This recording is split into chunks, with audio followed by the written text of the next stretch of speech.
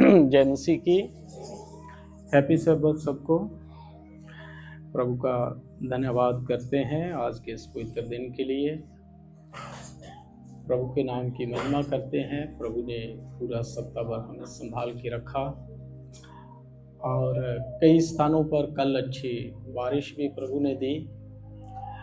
इन सब बातों के लिए प्रभु के नाम की महिमा हो। और उससे बढ़कर के ये कि आज आप सब लोग प्रभु के घर में हो। प्रभु आप सबको बहुत आयत से भरपूर आशीष देगा। आज का वचन जो है वो बहुत ही गंभीर वचन है और मैं विश्वास करता हूँ कि आप इस वचन को बड़े ध्यान से सुनेंगे। और आज के वचन का जो टाइटल है वो है प्रभु जिनको बुलाता है उनको महिमा भी देता है। गंभीर है, बहुत समझने वाला है और मेरी आपसे विनती है कि बड़ी गंभीरता के साथ प्रभु के वचन को आज आपने सुनना है। और मैं पूरा विश्वास करता हूं कि आज का वचन आपके लिए एक बड़ी ब्लेसिंग का कारण होगा। अच्छी सॉन्ग सर्विस के लिए जो बहनों ने आप सब ने करी प्रार्थनाओं के माध्यम से वचन पाठ के द्वारा, प्रभु आप सबको बरकत और आशीष देवे। जैसे मैंने आपको बोला कि आज का वचन जो है वो बहुत ही एक ब्लेस्ड वचन होने वाला है आप सब के लिए भी। और जितने लोग भी इसको YouTube के माध्यम से सुनेंगे, मैं विश्वास करता हूं कि वो लोग भी इस वचन से आशीषित होंगे। जिनके पास प्रभु का वचन है, मेरे साथ एक आयत जो है वो खोलेंगे। यशाया भविष्यद्वक्ता की पुस्तक उसका 64 अध्याय और उसकी 6 आयत को कोई जना भी पढ़ दीजिएगा। यशाया 64 अध्याय और उसकी 6 आयत। मेरे प्रियो, प्रभु का वचन इस बात को बोलता है कि चाहे हम प्रार्थना करें, दान देवें, उपवास रखें, कन्वेंशनें करवाएं, सबत स्कूल क्लासेस चलाएं, लेकिन प्रभु का वचन कहता है कि हमारे जितने भी ये जो धर्म के काम हम करते हैं वो सब मैले चित्रों के समान है। यानी कि हमारे धर्म के कामों को करके हम लोग प्रभु के सामने धर्मी नहीं बन सकते। इस बात को सबसे पहले कलीसिया समझ ले, जान ले कि आप धार्मिकता को, आप पवित्रताई को आप कमा नहीं सकते हो। आप धर्म के काम करके, आप बहुत सारी प्रार्थनाएं, उपवास करके, जंगल में जाके भक्ति करके आप अनंत जीवन को, उद्धार को, मोक्ष को कमा नहीं सकते। बाइबल बोलती है कि ये जो धार्मिकता है या उद्धार है या मोक्ष है, ये प्रभु की ओर से संसार के लिए एक फ्री गिफ्ट है, वरदान है।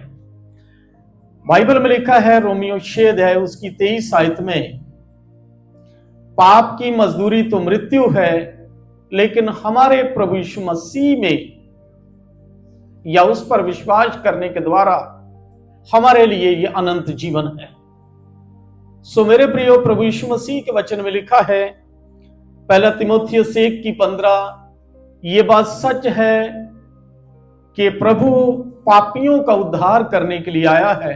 पौलुस कहता है जिसमें से सबसे बड़ा पापी मैं हूं। जब हम लूका 19 और उसके 10वीं आयत को पढ़ते हैं तो वहां पर हम इस आयत को पाते हैं कि मनुष्य का पुत्र खोए हुओं को ढूंढने और उनका उद्धार करने के लिए आया है। ये बात तो बिल्कुल सच है कि प्रभु यीशु मसीह या पिता इस बात में बहुत ज्यादा दिलचस्पी रखता है, यानी कि हर कीमत पर, हर हाल में वो इस मानव जाति को बचा करके अपने साथ सदा के लिए रखना चाहता है। यदि उसने हमें जन्म देकर के संसार में रखा है, हमारी इस संसार की यात्रा को पूरा करने के लिए वो सब जरूरी चीजें, वस्तुएं मुहैया करवा रहा है, चाहे कपड़े हो, चाहे घर हो, चाहे पैसा हो, चाहे पानी हो, हवा है, ये सारी चीजें यदि वो इस सांसारिक यात्रा को पूरा करने के लिए हमें दे रहा है, तो वो इससे बढ़कर के चिंतित है इस बात के लिए कि यदि मैं इनको ये सब दे रहा हूं और उस अनंत जीवन से ये लोग वंचित रह गए, तो ये संसारिक चीजें देने का भी कोई फायदा नहीं। इसलिए परमेश्वर बड़ी जिज्ञासा के साथ और बड़ी कशिश के साथ, ना केवल परमेश्वर लेकिन पवित्र आत्मा, पूरे स्वर्गदूत, लिखा है कि पूरी सृष्टि बड़ी आशा भरी नजरों से परमेश्वर के पुत्रों के प्रकट होने की बाट जो रही है। पूरी कायनात, पूरा स्वर्ग इस बात की ओर टकटकी लगा के देख रहा है कि इस संसार में बसने वाले लोग प्रभु यीशु मसीह पर विश्वास करके, क्योंकि कर्मों के द्वारा मोक्ष नहीं है। आज से 2000 साल पहले प्रभु यीशु मसीह नामक एक उद्धारकर्ता इस संसार में आ प्रकट हुआ। जो कोई भी उस पर विश्वास करेगा, बाइबल बोलती है, वो नाश नहीं होगा परंतु अनंत जीवन पाएगा। इसलिए किसी भी कीमत पर वो अनंत जीवन हमारे हाथ से ना निकल जाए, हम वंचित ना रह जाएं। इसलिए प्रभु से प्रेयर करें और प्रभु भी बड़े प्रयास के साथ अपने स्वर्गदूतों को, पवित्र आत्मा को, हमें उद्धार मिल जाए, हम स्वर्ग में चले जाएं, उसके लिए प्रयास कर रहा है। आइए हम इस बात को आज एक पुराने नियम की एक बड़ी प्रचलित कहानी के द्वारा, या कहानी नहीं, एक सच्ची घटना के द्वारा इस बात को आज सीखने जा रहे हैं, देखने जा रहे हैं, जो पाई जाती है यहोशू की पुस्तक उसके 2 अध्याय में से। न्यायों की पुस्तक से पहले ये पुस्तक है, व्यवस्था विवरण के बाद में यहोशू उसका 2 अध्याय। आज का जो हमारा संदेश है कि प्रभु जिनको बुलाता है उनको बड़ी महिमा देता है। सुने अब ध्यान से, कुछ आयतों को मैंने आपके सामने रखा है। बाइबल इस बात को बोलती है कि परमेश्वर ने एक जाति को चुना और वो जाति प्रभु के अनुग्रह से महान हुई। प्रभु के वचन में लिखा है कि एक समय आया जब अब्राहम, इसहाक और याकूब की संतानें जो थी वो मिस्र में रह गई और वहां रहते रहते वहां के राजा फिरौन के वो गुलाम हो गई। लगभग 450 वर्ष तक, 430 साल तक मिस्र का राजा या मिस्र के अलग अलग राजा, जिनको फैरो भी बोला जाता था, प्रभु की चुनी हुई प्रजा पर अत्याचार करते रहे। बाइबल इस बात की कई साक्षी प्रमाण देती है, निर्गमन उसके 1 और 2 अध्याय में, कि कैसे प्रभु के लोगों को, यहूदी या इब्रानी लोगों को बहुत बड़े दुखों और तकलीफों और समस्याओं का सामना करना पड़ा। वहां की हुकूमत बहुत कठिन काम उनसे करवाया करती थी। इवन यहां तक कि इब्रानियों के, यहूदियों के जो मेल बच्चे होते थे, नर बच्चे होते थे, लड़के होते थे, दाइयों को हुक्म था और वो उनको मार डालती थी, लेकिन बेटियां होती थी तो उनको जिंदा रखती थी। लगभग 450, 430 साल के बाद प्रभु के वचन में लिखा है कि प्रभु ने उनकी सुधीली, उनकी दुहाई परमेश्वर के कानों तक पहुंची और परमेश्वर ने एक जन को खड़ा किया जिसका नाम मूसा था। अद्भुत रीति से वो बच्चा जो था वो बच गया, वो बड़ा हुआ राजमहल में।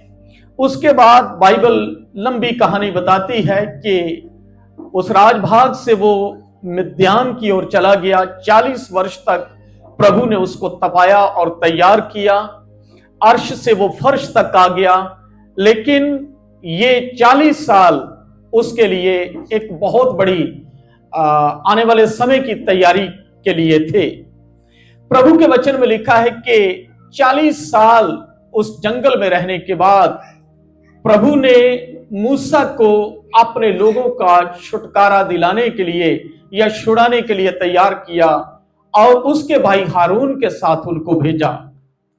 प्रभु के वचन में लिखा है कि बड़े चिन्ह और चमत्कारों के द्वारा, निर्गमन की पुस्तक में लिखा उसके 13वें और 14वें अध्याय में, कि इजरायली लोग एक बड़ी संख्या में, एक आम पैमाना अलग अलग लोगों के द्वारा, बाइबल अध्यापकों के द्वारा दुनिया के सामने लाया जाता है। कोई कहता है 22 लाख लोग, कोई कहता है 30 लाख लोग, कोई कहता है 50 लाख लोग। एक बड़ी संख्या यहूदियों की, परमेश्वर के लोगों की, परमेश्वर ने मिस्र से मूसा के माध्यम से प्रभु ने मूसा की अगुवाई में निकाली। लाल समुद्र 2 टुकड़े हो गया और उसके बाद वो उस मरुस्थल में से होते हुए प्रभु ने उनको कनान देश पहुंचाने के लिए मूसा के द्वारा अगुवाई करी। बड़े बड़े चिन्ह और चमत्कार रास्ते में हुए। 40 साल तक ना उनके कपड़े फटे, ना उनके जूते टूटे। बाइबल बोलती है 40 वर्ष तक प्रभु ने उनके खाने का प्रबंध किया और उनके लिए प्रभु ने रोशनी का प्रबंध रात को करता था, दिन में बादल बन करके छाया उनके लिए रहती थी। सब कुछ होने के बाद सुनिए ध्यान से, मूसा 120 वर्ष का हुआ। उम्र के साथ या एक गलती की वजह से प्रभु ने उसको अपने पास बुला लिया। नबो पहाड़ पर मूसा 120 वर्ष का हुआ और इजराइलियों की यात्रा जो थी वो अधूरी रह गई। देखिए कहानी कैसे बनती आ गई। इजराइलियों की यात्रा अधूरी रह गई।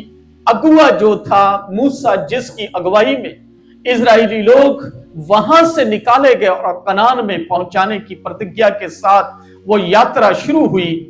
नबो पहाड़ पर मूसा की मौत के बाद उसी जंगल में एक स्टॉप, फुल स्टॉप लग जाता है। प्रभु उन लोगों को आगे यात्रा में ले जाने के लिए एक शख्स को तैयार करता है जिसका नाम यहोशू था और आज हम उसी यहोशू के बारे में पढ़ रहे हैं। यहोशू उसके 2 अध्याय में से मैं फिर आपको याद दिलाना चाहता हूं। आज का जो टॉपिक है वो है प्रभु जिनको बुलाता है उनको बड़ी महिमा देता है। और प्रभु ने जगत के पापियों को, नीचों को, तुच्छों को चुन लिया और उनको बहुत बड़ी रिस्पेक्ट दी और उनमें से एक आप हैं। मेरे प्रिय, प्रभु के वचन में लिखा है कि एक बड़ी संख्या में उन लोगों को आगे की जिम्मेदारी प्रभु यहोशू के हाथ में देता है। यहोशू के हाथ में कमान है उन लोगों को मिस्र से निकाल करके बाकी की यात्रा पूरी करके इजराइल में, कनान देश में पहुंचाने की। प्रभु ने यहोशू को कहा कि जिस प्रकार मैं मूसा के साथ रहा मैं तेरे संग भी रहूंगा। बस एक बात का ध्यान रखना कि व्यवस्था की ये पुस्तक 1:8 में लिखा यहोशू में, ये तेरे चित्त से कभी उतरने ना पाए, रात दिन इसी में ध्यान दिए रहना। प्रभु ने अपनी प्रतिज्ञा के साथ उसके साथ जो वाचा बांधी वो उसको पूरा किया। आगे के सफर को यहोशू जो है इजरायलियों को लेकर के आगे बढ़ता है। जब आगे बढ़ता है तो हम 2 अध्याय में आते हैं। 2 अध्याय में लिखा है कि यहोशू 2 लोगों को बुलाता है, 2 नौजवानों को इजरायलियों में से, यहूदियों में से, और उनको कहता है कि तुम्हें यरीहो देश में या शहर में जाना होगा जासूस बन करके और उस देश का भेद लेना होगा, क्योंकि इजरायलियों को वहां से आगे गुजरना था और यरीहो के लोग या यरीहो का राजा वहां से होकर उनको गुजरने के लिए या जाने के लिए परमिशन नहीं दे रहा था। इसलिए ये बहुत जरूरी था कि वहां की यरीहो की भौगोलिक हालातों का जायजा लिया जाए, वहां की सेना के बारे में समझा जाए, वहां के रास्तों की जानकारी ली जाए, वहां पर किस रीति से अटैक किया जाए, वहां के लोगों की सोच क्या है। यहोशू जो है वो दो लोगों को जासूस बना करके भेद लेने के लिए यरीहो में भेजता है। प्रभु के वचन में लिखा है कि वो लोग, दो लोग जो है, वो 3 दिन तक, सुनिए अब कहानी कैसे बनती है। 3 दिन तक जो है वो यरीहो में रहते हैं और यरीहो के राजा को वहां की गुप्तचर जो विभाग है, उनको विदेशी देश के 2 नागरिक, 2 जासूस उनके देश में भेद लेने के लिए आए हैं। ये वहां की गुप्तचर एजेंसी को ये बात मालूम पड़ जाती है। ये 2 लोगों को जब पता चल जाता है कि वहां की सेना को, वहां के राजा को, वहां के अधिकारियों को हमारे यहां होने का पता चल गया है, तो प्रभु के वचन में लिखा है कि वो 2 लोग जो हैं वो एक स्थान ढूंढते हैं सुरक्षित, जहां पर वो अपना बचाव कर सकें, ताकि जो उन्होंने वहां से जो चीजें इकट्ठी करी हैं उस देश की, वो अपने कमांडेंट यानी कि यहोशू को, अपने लीडर को जाकर बता सकें। जब वो वहां से गुजरते हैं, निकलने चाहते हैं, बाइबल में लिखा है कि उस देश की सरहद पर एक स्त्री रहती है जिसका नाम राहाब था। अब सुनिए ध्यान से, राहाब उस देश की, यरीहो देश की सीमा पर उसका निवास स्थान है और वहां पर अपने परिवार के साथ रहती है। और वो जो स्त्री है वो यहूदी नहीं है, वो कनानी स्त्री है। और इजरायली लोग, यदि आप इनकी इतिहास को देखो तो अक्सर इनकी लड़ाई झगड़े जो है इन लोगों के साथ बने रहे हैं। हित्ती, अमोरी, यबूसी, कनानी, प्रिजी, फिलिस्तीनी, इनके साथ हमेशा उनका झगड़ा रहा है।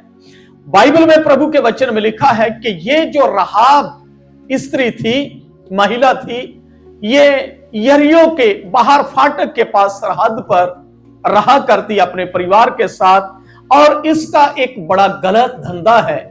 बाइबल में लिखा है कि ये वेश्यावृत्ति करती थी, गलत काम करती थी।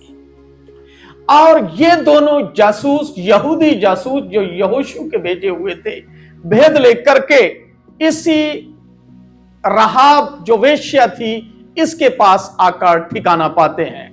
और जब ये दोनों जासूस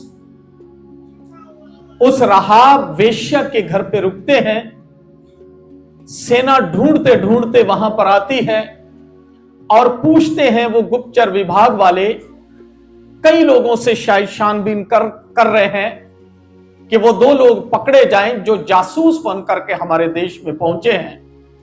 और वो छानबीन करते करते सरहद पर रहने वाली राहाब वेश्या के घर पे जाते हैं और उससे इंक्वायरी करते हैं कि क्या आपने यहां 2 लोगों को देखा जो बेगाने देश के जासूस हमारे देश का भेद लेने के लिए आए हैं। तब वो स्त्री कहती है, मेरे पास तो कई आते हैं और कई जाते हैं, क्योंकि उसका काम ही ऐसा था। मैं नहीं जानती, मुझे नहीं पता है कि यदि आए भी हों, क्योंकि यहां तो तरह तरह के लोग आते हैं। देती है, शिफा देती है और उनके साथ बातचीत करती है, उनको कहती है कि मुझे विश्वास है कि जिस प्रभु की तुम आराधना करते हो वो ऊपर के आकाश का और नीचे की पृथ्वी पर के रहने वाले लोगों का परमेश्वर है, और वो परमेश्वर के सामर्थ्य से तुम हमारे देश पर कब्जा कर लोगे, मुझे पूरा विश्वास है। एक कनानी स्त्री इस बात का अंगीकार कर रही है और वो विश्वास कर रही है उस यहूदियों के परमेश्वर पर। वो इस बात को एक्सेप्ट कर रही है। और वो कौन सी औरत जिसका जीवन चरित्र अच्छा नहीं है, लेकिन जब कई तरह के लोग, कई तरह के ग्राहक उसके पास ये खबर देते हैं, उसको इस बात का अंदाजा है, पूरा यकीन है, क्योंकि उसने कई ग्राहकों को जो उसके पास आया करते थे इस चर्चा को सुन रखा है कि एक जाति मिस्र से जो निकाली गई है, उन्होंने कई राजाओं को खत्म किया है। लाल समुंदर उनके सामने 2 भागों में हो गया और जब वो हमारे देश से होकर के गुजरेंगे तो वो हमारे देश को भी जीत लेंगे, उनके लिए कुछ भी मुश्किल नहीं है। एक कनानी स्त्री जो है, महिला जो है, इस बात पर विश्वास कर रही है। बाइबल में आगे लिखा है कि वो स्त्री, वो राहाब वेश्या जो है, जान हथेली पर रख करके उन लोगों की रक्षा करती है, उन लोगों को अपने देश के जो गुप्तचर विभाग है, सैनिक है, उनसे बचाती है। यदि वो चाहती, देखिए ये थोड़ी सी सोचने वाली बात है, यदि वो चाहती तो अपने देश के सैनिकों के साथ वो मिल सकती थी। दूसरे शब्दों में कहो, वो गद्दारी कर रही है अपने देश के साथ, लेकिन वो इस बात को भी जान रही है कि ये गद्दारी नहीं है, देश के साथ गद्दारी है, लेकिन मैं परमेश्वर के साथ, उस परमेश्वर के साथ वफादारी निभा रही हूं, जबकि उसका काम अच्छा नहीं है। वो ये भी जानती है कि मैं एक बड़ी घिनौनी जिंदगी जी रही हूं, अपने परिवार को पाल रही हूं। उसके सोच के अंदर यह भी आ सकता है, या शैतान ने डाला होगा कि तेरे पास अवसर है कि तू इन लोगों को बता दे, अपने देश के गुप्तचर विभाग को बता दे, इन सैनिकों को बता दे, और मुंह मांगा इनसे रकम तू ले ले। यदि वो बता देती, यदि उन सैनिकों को या उस राजा को वो कह देती कि मुझे पता है, मैंने उन दोनों भेदियों को देखा है, इवन अपने घर पे भी रख रखा है, तुम मुझे इसके बदले में क्या दोगे? शायद एक अच्छी खासी रकम, एक अच्छी खासी जमीन, एक अच्छा खासा रुतबा जो है वो पा सकती थी, लेकिन उसने उन चीजों को नकार दिया, क्योंकि वो जानती थी कि मैं ये सब कुछ पाकर के भी नहीं बच पाऊंगी, क्योंकि उनका परमेश्वर बहुत बली परमेश्वर है। वो इस बात को समझ चुकी थी। Hallelujah, hallelujah. इस बात को थोड़ा सा समझो। वो इस बात को, इसलिए वो उस तरफ नहीं गई, और उसने जान हथेली पर रख करके, जान हथेली पर रखकर अपने देश के साथ गद्दारी की और यहूदियों के परमेश्वर के साथ वफादारी निभाई, और इस भेद को अपने देश के गुप्तचर विभाग को नहीं बता करके उनका रक्षण किया। लेकिन उस रक्षण के बदले में, उस रक्षा के बदले में वो उन लोगों के साथ कुछ वादा निभाने के लिए, कुछ वाचा बांधने के लिए कहती है। आइए हम इसको देखेंगे, इसका दूसरा अध्याय, और यहां लिखा है 2 अध्याय की 12वीं आयत में, अब मैंने जो तुम पर दया की है, इसलिए मुझसे यहोवा की शपथ खाओ कि तुम भी मेरे पिता के घराने पर दया करोगे, और इसकी सच्ची चिन्हनी मुझे दो कि तुम मेरे माता पिता, भाइयों और बहनों को, और जो कुछ उनका है, उन सबों को भी जीवित रख छोड़ोगे, और हम सबों का प्राण मरने से बचाओगे। मेरे प्रियो, वो राहाब स्त्री, महिला जो वेश्या थी, काम उसका गलत था, धंधा उसका सही नहीं था, लेकिन उसका जो विश्वास था वो उस परमेश्वर पर था। वो इस बात को जान चुकी थी, काम उसका एक तरफ है, लेकिन विश्वास बहुत बड़ा है। वो जान चुकी थी इस बात को कि इनका परमेश्वर इस देश को नहीं छोड़ेगा। वो ये भी जानती थी कि ये जो 2 लोग हैं, ये नॉर्मल लोग नहीं है, कि जिंदा परमेश्वर के लोग हैं। इसलिए वो उनके साथ बातचीत करती है और उनको कहती है कि जो दया मैंने तुम्हारे साथ दिखाई, जान हथेली पर रख करके मैंने अपनी छत पर लकड़ियों के नीचे आपको छिपा रखा, मेरे साथ एक चिन्हनी या एक वाचा बांधो कि जब तुम लौटकर तुम लोग हमारे देश को अपने कब्जे में करोगे या इसको नाश करोगे हमारे देश को, तो उस समय मुझे, मेरे परिवार को, मेरे बाल बच्चों को, मेरे भाई बहनों को उन देश के लोगों के साथ, मेरे देश के लोगों के साथ बर्बाद नहीं करोगे या नष्ट नहीं करोगे। यदि आप आगे पढ़ोगे तो प्रभु के दोनों दास उस राहाब के साथ एक वाचा बांधते हैं और उसको कहते हैं कि हां हम ऐसा ही करेंगे, लेकिन वो कहती है कि इसकी क्या निशानी होगी, इसका क्या सबूत कि तुम मुझे और मेरे परिवार को जिंदा छोड़ोगे। तब प्रभु के वचन में लिखा है कि उनके साथ एक वाचा बांधी जाती है कि तेरे घर के बाहर लाल डोरी से एक बंधन या लाल धागा जो है बांध देना। वो इस बात की निशानी होगी कि जब हम या हमारे देश के लोग वहां से गुजरेंगे तो उस लाल धागे की निशानी को देखकर तेरे और तेरे परिवार को छोड़ देंगे। मेरे प्रियो, किसी रीति से वो उन दोनों को, यहूदी दोनों जासूसों को, वो रस्सी से नीचे लटका करके उनको रवाना कर देती है। और कुछ दिनों के बाद बाइबल बोलती है कि यहोशू अपने लोगों का काफिला लेकर के यरीहो की ओर आगे बढ़ता है। आगे की कहानी आपको पता है कि यरीहो को परमेश्वर की आज्ञा के अनुसार बड़ी एक मजबूत उसकी शहरपनाह थी। 7 दिन तक उन्होंने चक्कर निकाले। प्रभु ने कहा था कि 7वें दिन 7 चक्कर निकालना, और जब 7 चक्कर निकालेंगे तो वो शहर जो है वो तुम्हारे कब्जे में हो जाएगा। आप जानते हैं कि कैसे वो दीवार उखड़ गई और वो टूट गया, वो शहर जो था उनके कब्जे में आ गया। प्रभु के वचन में यहां लिखा है कि जब यहूदी लोग यहोशू की अगुवाई में यरीहो के मुहाने तक पहुंचते हैं तो यहोशू उन 2 जासूसों को बुलाता है और उनको कहता है कि जिस स्त्री ने, जिस महिला ने तुम्हारी रक्षा करी, जाओ, क्योंकि तुम जानते हो उसको और उसके परिवार को अलग कर लो, बुला लो, ताकि परमेश्वर इस यरीहो को हमारे हाथ में करने जा रहा है। कहीं ऐसा ना हो कि ये शहर के लोगों के साथ जिस महिला ने तुम्हारी रक्षा करी वो और उसका कुटुंब, उसका परिवार भी नष्ट हो जाए।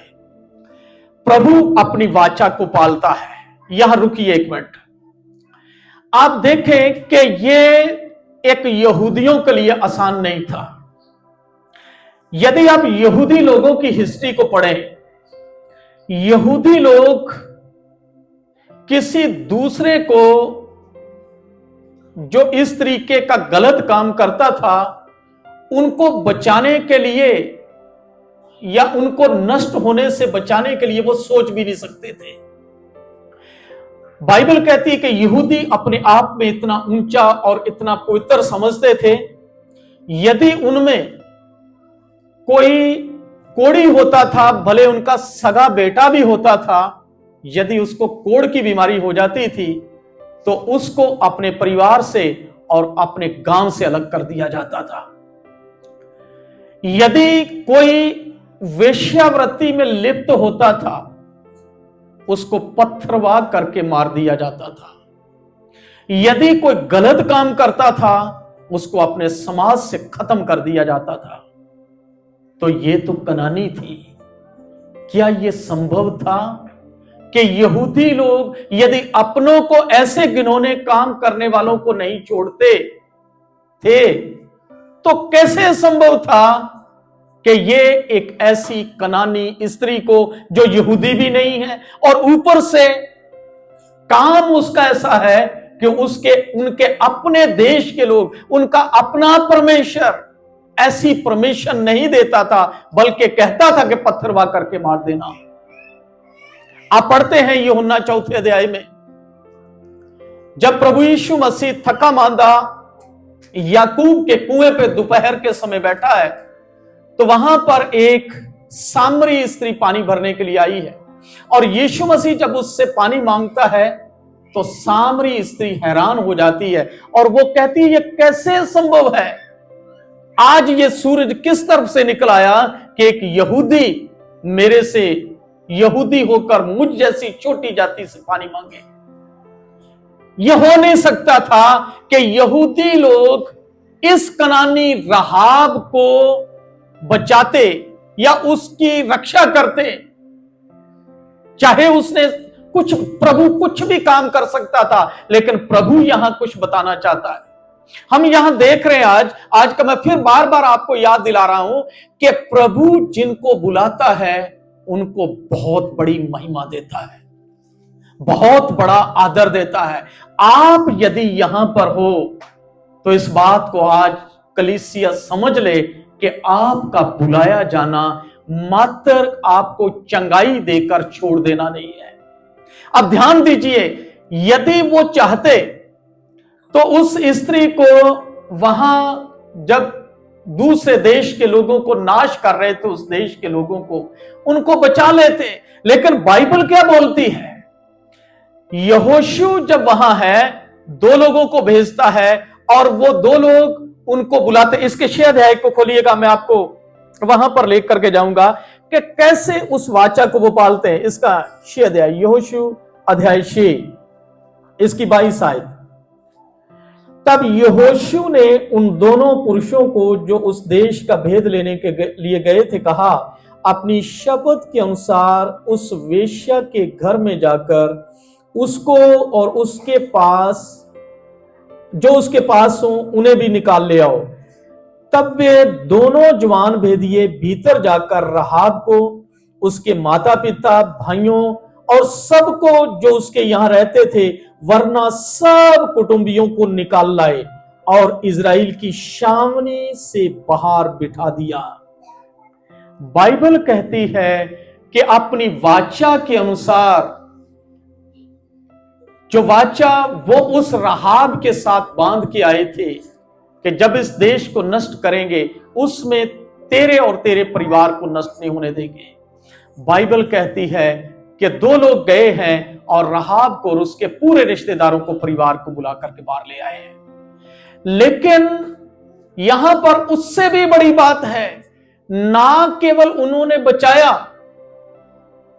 ना केवल उनको बाहर निकाला, लेकिन उससे एक बड़ी बात यहां देखते हैं। आइए हम उसको पढ़ेंगे इसकी 25 आयत में, इसकी 25 आयत।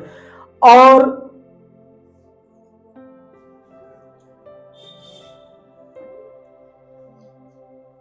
यहोशू ने राहाब वेश्या और उसके पिता के घराने को, वरना उसके सब लोगों को जीवित छोड़ दिया और आज तक उसका वंश इजराइलियों के बीच में रहता है।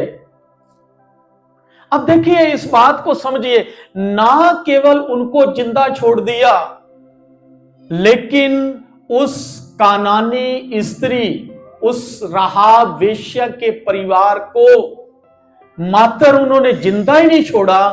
बाइबल में लिखा है कि यह हो नहीं सकता था कि एक पवित्र प्रजा दूसरों को अपने बीच में लाए, अपने साथ सहभागी करे। बाइबल बोलती है कि परमेश्वर ने ना केवल उस राहाब को और उसके वंश को चुना, ना केवल संसार में रहते हुए उनको बचाया और बुलाया।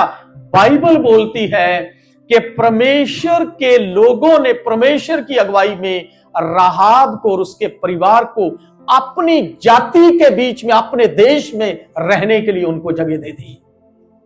क्या यह संभव था? आप बाइबल से पढ़ करके देखो, आपको एक जगह प्रभु यीशु मसीह के साथ एक बात होती हुई नजर आएगी। बाइबल बोलती है कि एक बार प्रभु यीशु मसीह के पास एक कनानी स्त्री आती है अपनी बच्ची के लिए, और वो स्त्री आकर के प्रभु यीशु मसीह से अपनी बच्ची की चंगाई के लिए प्रार्थना करती है। लेकिन बाइबल में लिखा है कि प्रभु यीशु मसीह उस कनानी स्त्री को पता क्या जवाब देते हैं? आपको पता है क्या कहते हैं? उस स्त्री को कहते हैं कि क्या यह संभव है कि बच्चों की रोटी लेकर कुत्तों को डाली जाए? यानी कि आप देखिए, मेरा कहने का मतलब, प्रभु के कहने का मतलब यह नहीं था कि प्रभु उनको तुच्छ जान रहा था। प्रभु इस स्थिति को बता रहा था कि यहूदियों का लेवल क्या है और दूसरों का लेवल क्या है। प्रभु इस बात को बोल रहा था कि जो मेरे चुने हुए लोग हैं उनका लेवल क्या है और जो मुझे मेरे नहीं है उनका लेवल क्या है। और वहां पर प्रभु के वचन में लिखा है कि प्रभु उसको कहता है कि क्या ये उचित है कि बच्चों की रोटी लेकर कुत्तों को दी जाए। तब वो महिला, वो कानानी महिला, पता क्या क्या कहती है, कुत्ते भी तो मेज से गिरे हुए चूर से अपने बच्चों का या अपना पेट पालते हैं या भरते हैं। तब प्रभु यीशु मसीह ने एक वाक्य वहां बोला था कि मैंने ऐसा विश्वास पूरे इजराइल में नहीं देखा। हालेलुया।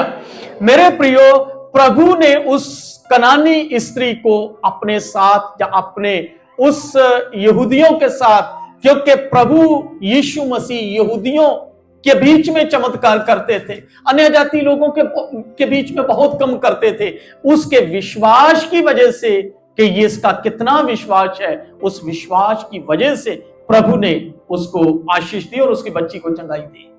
मेरे प्रियो, यही वो कनानी स्त्री है। यहां पर यह भी एक कनानी स्त्री है जिसका हो नहीं सकता था कि यहूदी समाज में, यहूदी राष्ट्र में इसको नाम दिया जाए, इसको रखा जाए। यह तो कदापि संभव नहीं है, हर हालात में संभव नहीं है। यदि यहूदियों में यह संभव नहीं है कि अन्य जाति लोग उनके बीच में शामिल हों, तो प्रभु की प्रजा के बीच में हमारे लोगों का कोई स्थान नहीं था। आप समझते इस बात को? आप सोच भी नहीं सकते, क्योंकि जो दुर्दशा हमारी है, जो गुनाह भरी जिंदगी हमारी है, आप कल्पना भी नहीं कर सकते हो कि हमारे धर्म के काम चाहे हम कितने भी कर लें, वो हमारा उद्धार नहीं कर सकते। गलतियों उसका 3 अध्याय और उसकी 9 आयत में एक जगह लिखा है, गलतियों 3:9, 3:8 में होगा। गलतियों की पुस्तक 3 अध्याय और उसके 8 वचन को मैं एक वचन आपके सामने पढ़ना चाहता हूं। गलतियों 3:8, यहां यह लिखा है, और पवित्र शास्त्र में पहले ही से ये जानकर कि परमेश्वर अन्य जातियों को विश्वास से धर्मी ठहराएगा। मेरे प्रियो, बाइबल में पौलुस इस बात को बोलता है कि हमारी कोई औकात नहीं। जिस प्रकार वो कनानी स्त्री, वो राहाब वेश्या का कोई औकात नहीं थी, वो उस परमेश्वर की पवित्र प्रजा के बीच में शामिल नहीं हो सकती थी। अरे और तो दूर की बात छोड़ो, अब्राहम का अपना जो बेटा था, जो सारा से उत्पन्न हुआ था, इसहाक, और दूसरा उसका खुद का ही बच्चा था जो हाजरा से पैदा हुआ था। परमेश्वर ने अब्राहम से अपनी लाइन को शुरू किया और उस बच्चे को रिजेक्ट कर दिया गया। परमेश्वर कभी भी अपनी पवित्र प्रजा के साथ दूसरों को मिक्स नहीं होने देता है। प्रभु अपने पवित्र वंश को दूसरों के साथ सहभागी होने नहीं देता है। लेकिन याद रखें, एक ही बात है जिसकी वजह से वो उनको स्थान देता और महिमा देता है, वो है हमारा विश्वास। उस राहाब वेश्या कर्मों से तो बिल्कुल गलत थी, वो वेश्यावृत्ति करती थी, लेकिन बाइबल बोलती है कि उसने जो शब्द बोले थे, उसने कहा था कि हम जानते हैं कि जिस प्रभु की तुम आराधना करते हो वो ऊपर स्वर्ग का परमेश्वर और नीचे धरती पर रहने वाले लोगों का परमेश्वर है। वो इस बात पर विश्वास करती थी कि इन दोनों जासूसों का, इस यहूदी कौम का जो परमेश्वर है वही पूरी कायनात का परमेश्वर है। ये विश्वास ने उसको यरीहो के लोगों के साथ, कनान के दूसरे लोगों के साथ बर्बाद होने से बचा लिया, नष्ट होने से बचा लिया। इसी कारण से वो राहाब वेश्या और उनका घराना बचा। ना केवल बचा, बल्कि बाइबल बोलती है 6:25 में राहाब को और उसके वंश को यहूदियों इजराइलियों के बीच रहने का अधिकार भी मिला। और उससे भी बड़ी बात, अब एक और रोचक बात आपको मैं बताता हूं। आइए हम मत्ती 1 अध्याय खोलें। इस बात को देखें कि प्रभु ने उस राहाब को ना केवल चुनकर बचाया, पहली बात प्रभु ने उनको बचाया, उसने राहाब ने विश्वास किया, प्रभु ने राहाब की वजह से उसके पूरे परिवार को, घराने को बचाया, क्योंकि प्रभु का वादा है कि मुझ पर विश्वास कर तू और तेरा घराना उद्धार पाएगा। राहाब ने विश्वास किया, प्रभु ने उसके कामों को नहीं देखा, लेकिन प्रभु ने उसके घराने समेत उसको बचाया। ना केवल बचाया, दूसरी बात अपनी जाति के बीच में परमेश्वर ने उनको स्थान दिया, जबकि यह संभव ही नहीं था। वो तो मैंने आपको बताया है कि यदि कोई ऐसा गुनाह करता था तो पत्थरवा करके मार डालते थे, और ये तो वेश्यावृत्ति करती थी। कैसे संभव था कि ऐसी स्त्री और उसके कुंबे को अपनी पवित्र प्रजा के बीच में स्थान दिया जाए?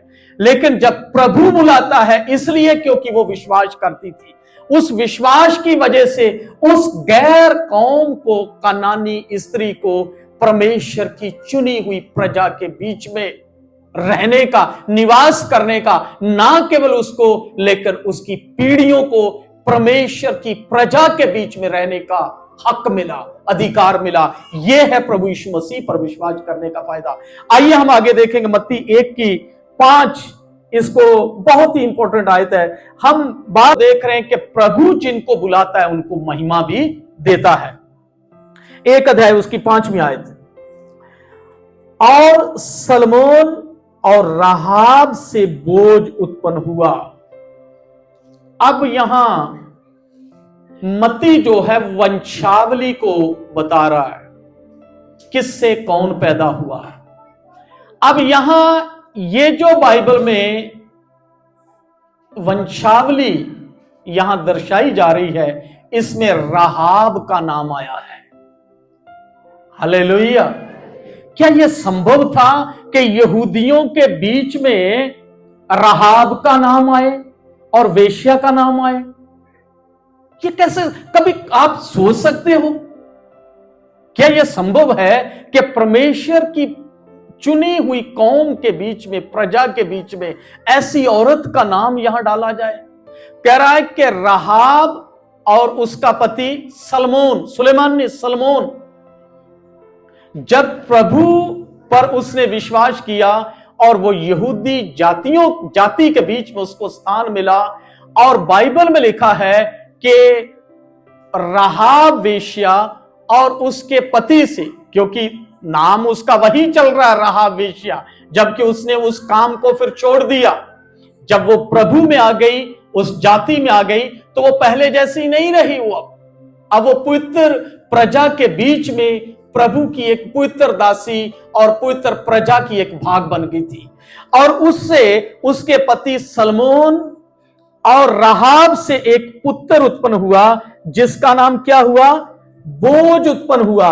और बोझ और रूत से ओबेद उत्पन्न हुआ, और ओबेद से यिशे उत्पन्न हुआ, और यिशे से दाऊद उत्पन्न हुआ। हालेलुया। आप समझ रहे हैं इस बात को? प्रभु जिसको बुलाता है उसको स्थान देता है।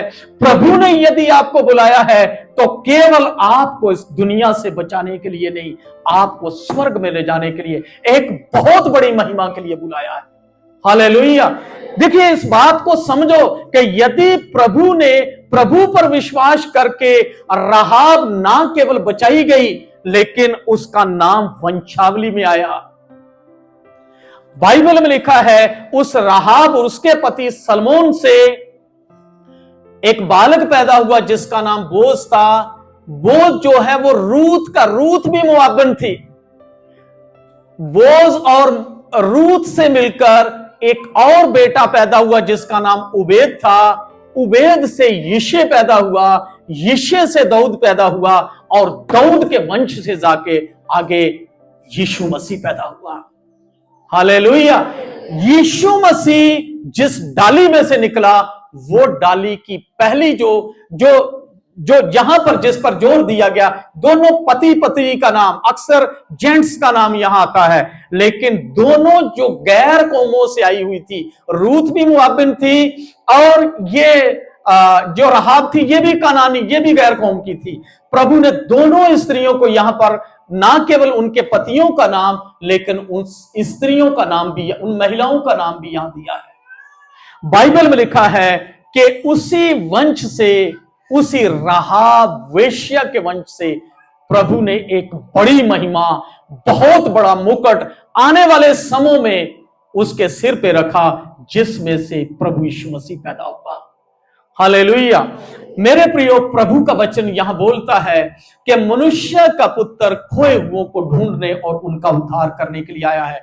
ये जो घटना है राहाब का प्रभु यीशु मसीह पर विश्वास करना, ना केवल उसके लिए या उसके घराने के लिए ये सम्मान और इज्जत का कारण बना, बल्कि हर एक उस विश्वासी के लिए है जो आज आप यहां चर्च में हो। आप इतने में संतुष्ट मत हो जाइए कि प्रभु यीशु मसीह में आकर के मुझे चंगाई मिल जाए, मेरा घर मिल जाए या मुझे नौकरी मिल जाए।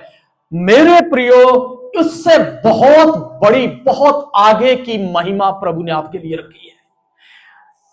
राहाब तो केवल इतना ही सोच रही थी कि मैं और मेरा घराना मात्र बचाए जाएंगे, लेकिन प्रभु बहुत आगे की सोच रहा था।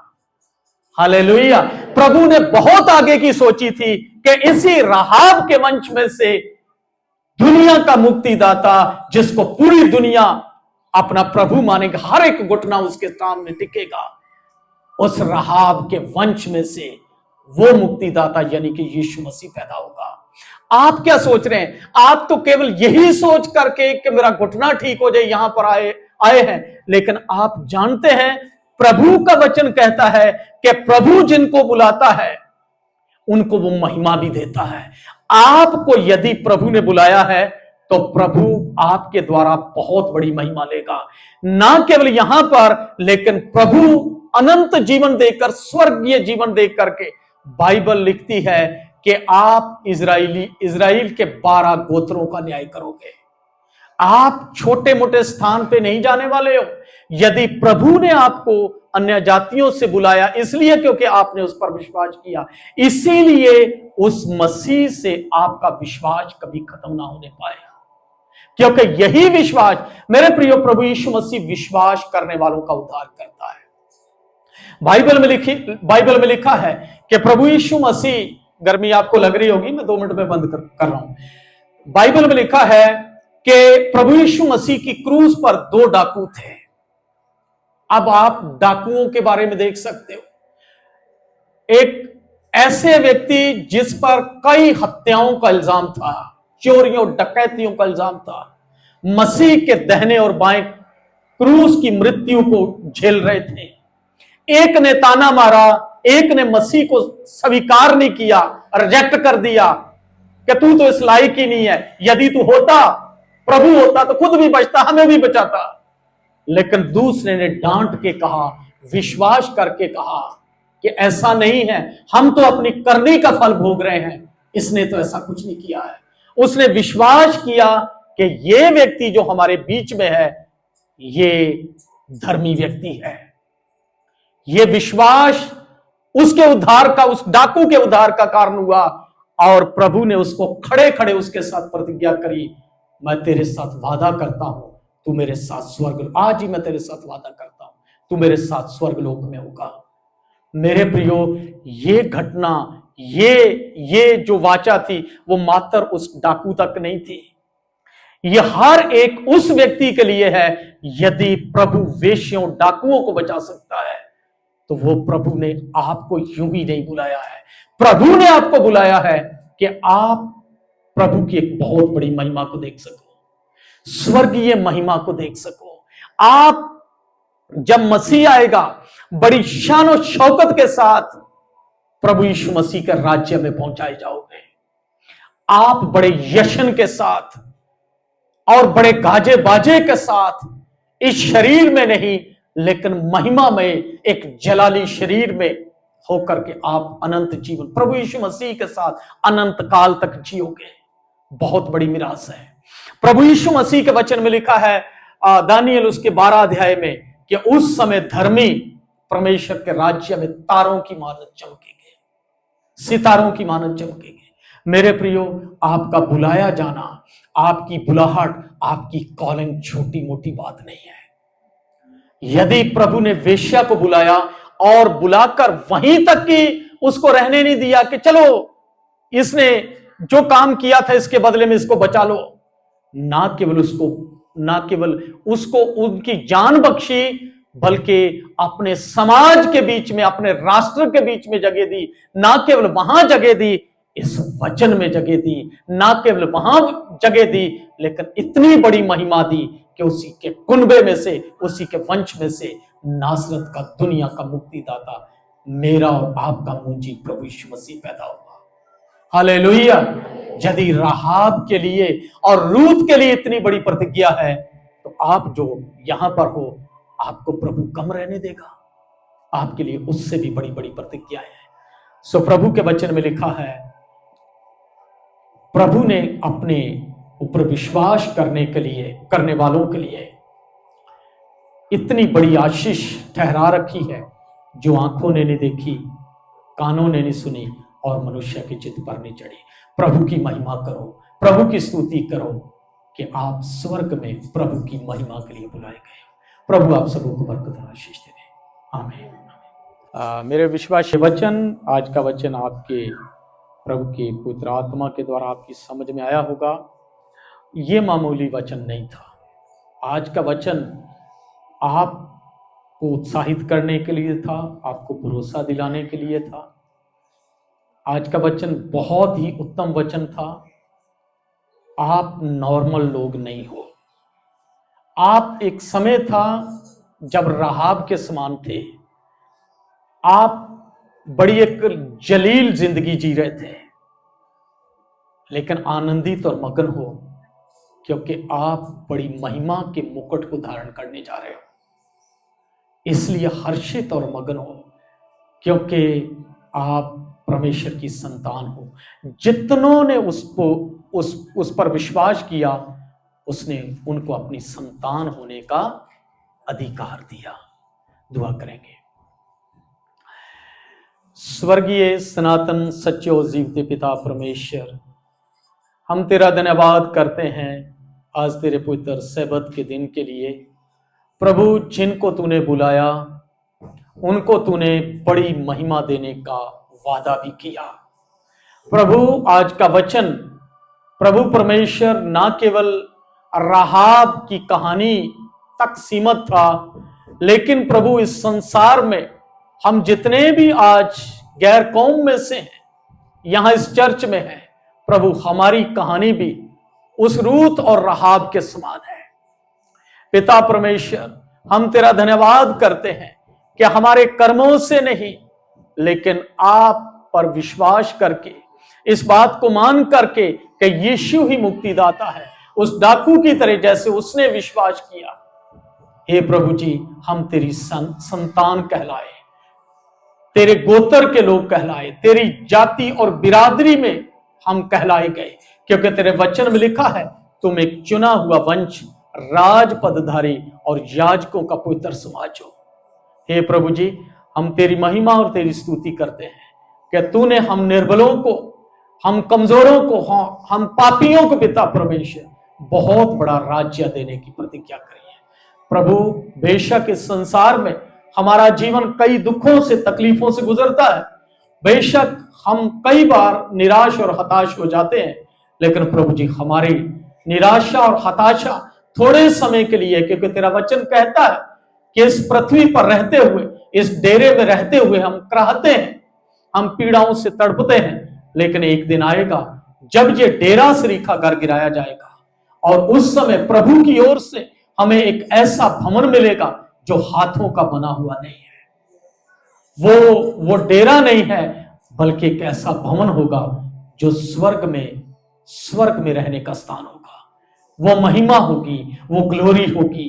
हे पिता, हम तेरी महिमा करते हैं, हम आपकी स्तुति करते हैं, हम आपकी बढ़ाई करते हैं कि हम भी प्रभु जी आप पर विश्वास करके उस बड़ी महिमा और मुकुट को धारण करेंगे जो उस राहाब को और रूत को सम्मान मिला, उससे बढ़कर के मेहमान सम्मान हर एक उसके लिए है जो तेरे प्रिय पुत्र प्रभु यीशु मसीह पर विश्वास करता है। प्रभु आज भी बहुत सारे लोग ऐसे हैं जो तेरे प्रिय पुत्र प्रभु यीशु मसीह को रिजेक्ट करते हैं। होने दे पिता परमेश्वर कि बहुत सारे और लोग जो बाहर हैं आने वाले दिनों में वो भी तेरे बाड़े में आ सके ताकि उस महिमा के मुकुट को पा सके। प्रार्थना सुनी, तेरा धन्यवाद प्रभु यीशु मसीह के नाम से मांगते हैं, आमीन।